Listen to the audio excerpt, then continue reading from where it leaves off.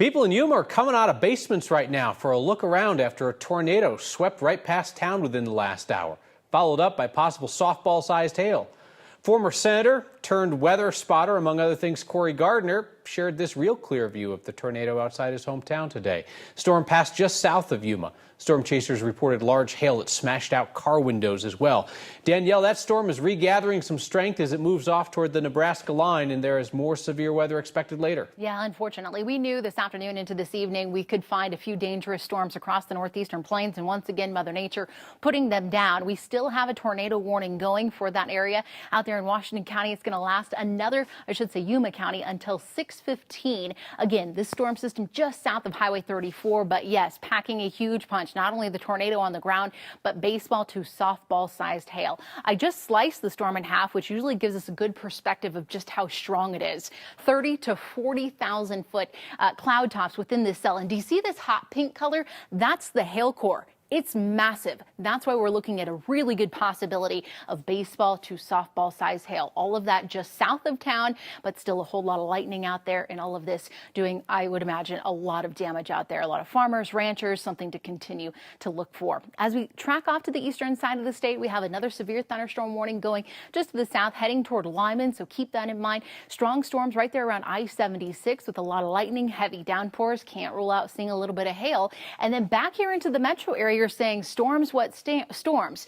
Don't get too comfortable, because a lot of those cells that are off to the east could potentially roll in some outflow boundaries, which means once that storm collapses, it sends all of its energy in all sorts of directions, the metro area being one of them. So we still have to keep our eyes to the sky the rest of this evening. And Kyle, possibly overnight, we could be looking at some storms. I'll show you that future cast and, of course, the 7-day in just a few. All right. Thank you, Danielle. The traditional end of summer message to kids, good luck in school, has turned into good luck getting to school.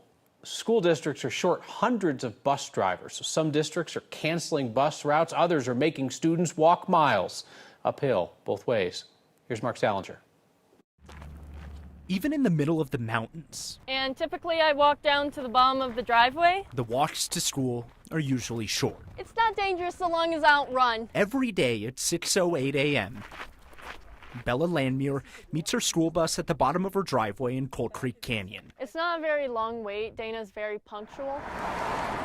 But when school starts up next week, her walk to the bus stop will be much longer. My parents have instructed me that when I am walking on a road, though, to walk like in this, because it's safer here. Because of a lack of bus drivers, Jeffco Public Schools is doing away with individual bus stops and moving to a system of hubs across a neighborhood where students all get picked up together. For Bella, that means a 1.4-mile walk to the bus stop on a dirt road in the mountains. No sidewalks, no streetlights, plenty of wildlife. I mean, I'm not too worried about myself because I'm 17 years old, I'm 5'3", and I'm loud, so a cougar's probably not going to appear because they look for easy targets. You know, you want a fourth grader hiking alone in 2 feet of snow, standing around waiting for the bus to come. Bella's mom, Betsy, knows she's not alone in worrying about how her daughter will get to school. We just got a email from the school district on Thursday. Jeffco is down 19 school bus drivers. That's bad, but not even close to the worst. Boulder is down 40 to 50 drivers, and Douglas County is short 104 drivers, operating with just 55% of their necessary staff. In Dudco, the district has decided to implement rolling cancellations. Every 5th week, certain bus routes will be canceled for 5 days because of the shortage. It's not like I haven't come to school in snow pants before, it's just that they'll be much more crucial. The commute isn't so bad right now. I like walking. But walking through winter will be challenging. Yes, it will be. I will have snow pants on and I'll be walking like this. Good luck getting to school. Jeffco Public Schools told us today the model of having school buses stop every couple of blocks in a neighborhood is just not sustainable anymore. The hubs, where buses stop at 5 or 6 centrally located spots, is an easier solution in a suburban neighborhood, of course, where everyone lives close by. When you get up to the mountains, kind of like Bella is there, totally different reality, Kyle. I love her attitude about this, but like a kid being like, well, the cougar's probably not going to grab me because there are smaller kids out there. Like, what is this, the 1890s? Like... It's not a great solution. No, Let's right? just stay right there. Yeah, Let's we're pick past that good up. solutions, so now they're trying anything, scaring up any personnel they can. And when you're up in the mountains, I mean, there's not a whole lot you can do other than walk 1.5 miles each way. But places like Boulder County, they have people like mechanics driving their school buses. Anyone that they can hire, anyone with a CDL that says, yeah, I'll get behind the wheel and take kids to school. Wow, it's a pretty widespread issue. All right, appreciate that, Mark. Thank you. Tonight, for the first time, we are hearing from a parent whose son had experience with a so-called seclusion room at McAuliffe International School in Denver. Her description of the experience is very different than what school board members have described in their effort to blame former principal Kurt Dennis, who was fired from his job after raising safety concerns on 9 News. Jesse Hawthorne adopted her son from Ethiopia at the age of 4. He attended 6 Denver schools before McAuliffe, family says. During that time, Hawthorne says that he was kept isolated in behavior programs and in special needs classrooms before he was eventually diagnosed with autism.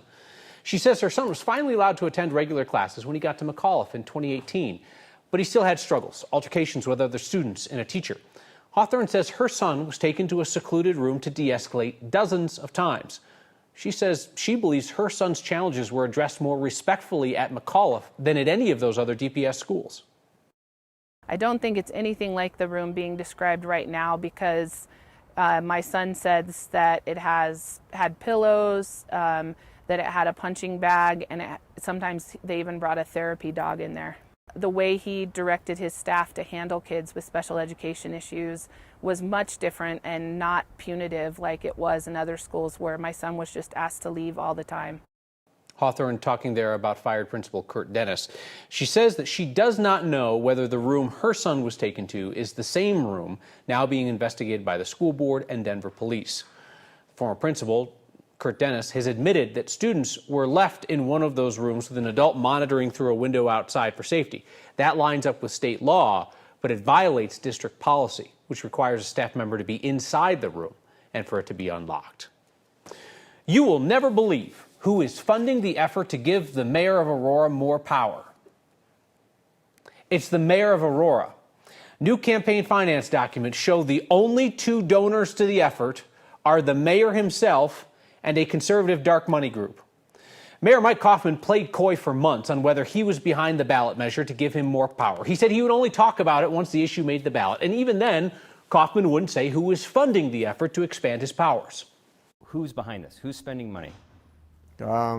Certainly I've contributed, and there are others, entities that have contributed, and that will show up on August 5th. How much have you contributed? No, I'm not going to say. We're going to know in a week. That's strategy, I'm not going to say. How, if it's going to be on a document in a week, No, what's it matter? No. Okay, more or less than $10,000. No.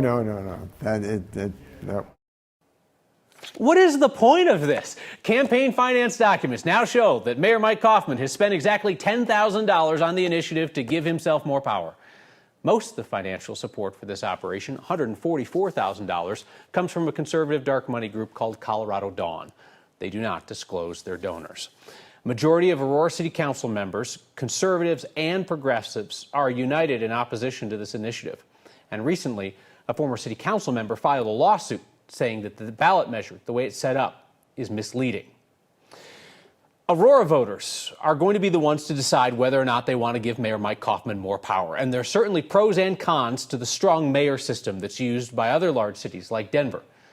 But Mayor Kaufman has now created a trust and transparency issue where there did not need to be one because of all of his bizarrely secretive behavior around this effort to give him more power.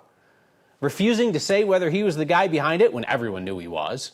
Refusing to talk about who's funding it when he knew it was soon going to come out it's him and a conservative dark money group. Kaufman had to know he would eventually get outed as the driving force behind this effort to expand his powers. So what was the point in being so squirrely about the whole thing? Mayor Kaufman is asking Aurora voters to trust him with more power and control. The foundation of trust, of course, is honesty, which is the opposite of these clumsy, shady games that really would be laugh-out-loud funny if the topic was not so serious.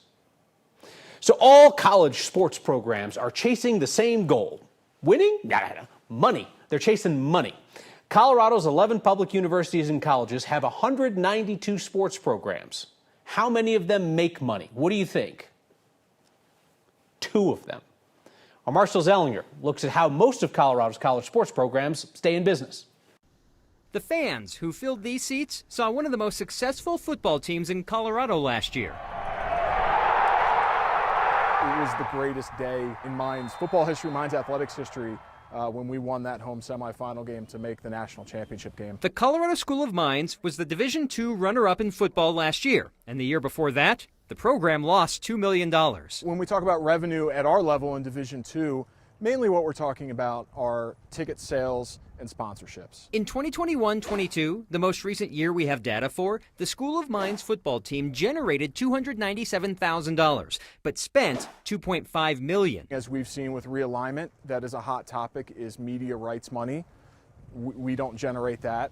And that's tens of millions of dollars to a school like the University of Colorado or Colorado State. Last year, CSU received $3.2 million in media rights dollars. CU received $18 million, a number that is expected to increase once the school joins the Big 12 next year, which can only benefit the football program, which earned $22 million 2 seasons ago when the team finished 4-8.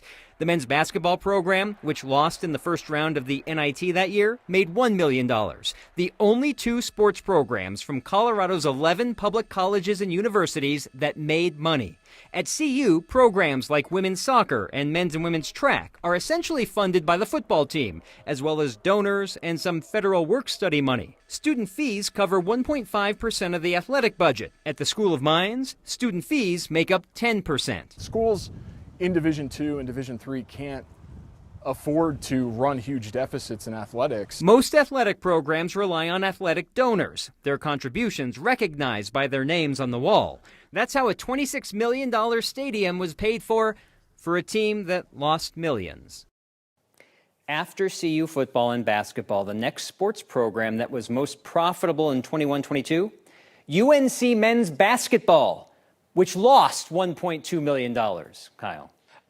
Marshall, I asked an immensely dumb question today, but maybe somebody else is as foolish as I was. I was like, well, what about Denver men's hockey? They're really good. They got to be profitable, right? Yeah, I was thinking about this as I was going through the script in my head. I'm like, oh my gosh, and I forgot Air Force. But no, like private school with DU, and this is just publicly funded that has to report to the state. That's why I know these numbers, because there was a recent audit. Real quickly, I saw a sport that I didn't know existed, and I think it's going to be a story on next soon, but we got to go to Grand Junction in Colorado Mesa to profile this college D2 sport.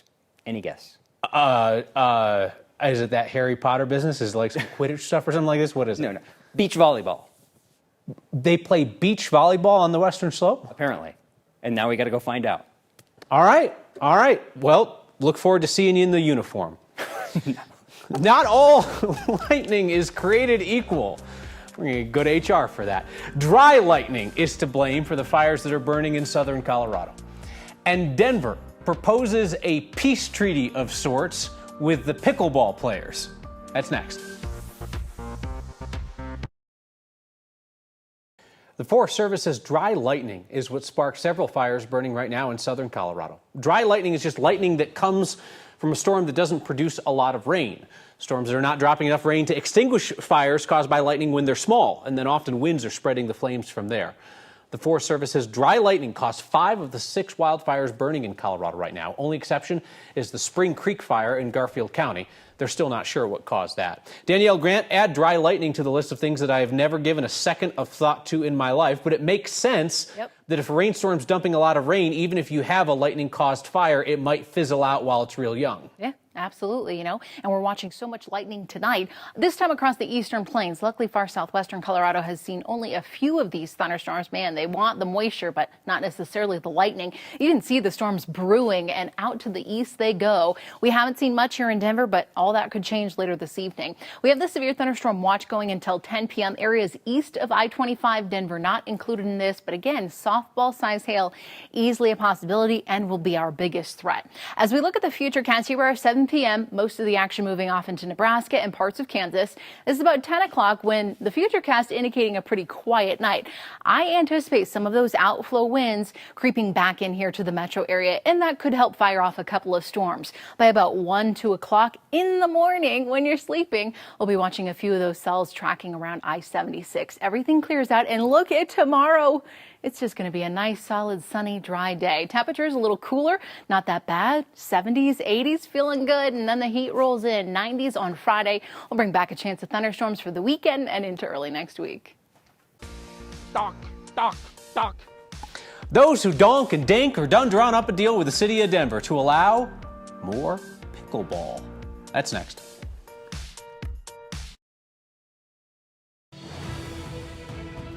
Not to get all Fox News Channel on you, but there is a war on pickleball in Colorado, an assault upon our God-given right to make a racket with a racket. Tonight, next chief pickleball editor Steve Stager continues his coverage of Denver's war on pickleball. Of course, the city permanently closed the Congress Park courts due to noise complaints, and they said it would take 2 to 3 years to build a similar pickleball complex somewhere else. Stager found out the city's going to move faster than that. We first met Mark Nelson on the courts at Congress Park back in April. It's not going to stop. We're going to play. The chair of the Congress Park Pickleball Club was understandably upset when the city decided all of a sudden to permanently shutter the courts there.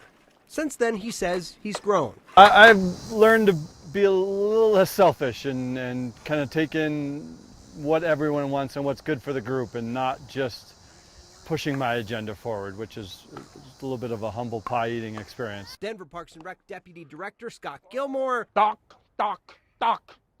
who legendarily described the noise pickleball makes that annoys neighbors on this program, says he's since grown too. Like you, I went out and actually played with some people. I played pickleball at a court in the city, and I saw how fun it is. It is incredibly fun to play. And it could be, I could see how addictive it could be. And with that, compromise was born, miles away from Congress Park, here near the MLK Rec Center. A lot of the Congress Park crowd started playing on these 4 courts after the others closed. So the city decided to add more. 9 News cameras rolled as crews painted lines for 6 new pickleball courts over the existing tennis courts. kind of a test pilot program to where we can now have 10 pickleball courts. It'll make the biggest concentration of pickleball courts in Denver. What was supposed to take 2 years took 4 months. This is a great step forward, and this was done so quickly that I'm actually shocked that I came yesterday and there was lines on the courts. The courts here at MLK are quiet now, but if they're anything like Congress Park was, they'll be lively soon enough. It won't be long now. Listen. Hopefully that's not a noise violation. For Next, I'm Steve Stager. The paint on the court should be dry by Thursday. If you want to bring your own net and play, Stager will probably be out there. City says it should have nets on site by Monday. Finish with your feedback about pickleball, other pressing issues of the day, next.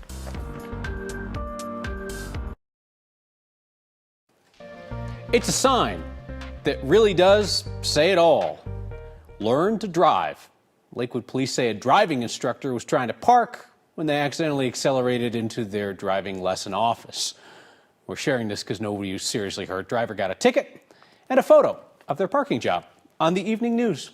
Lots of feedback tonight about schools cutting back on bus routes due to a lack of bus drivers. Zeta says don't move to a rural area and expect city amenities. No buses. Check before you move. That's interesting, Zeta.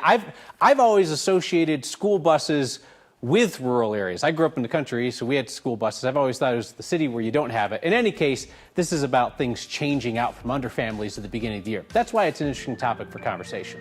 Hey, we'll see you next time.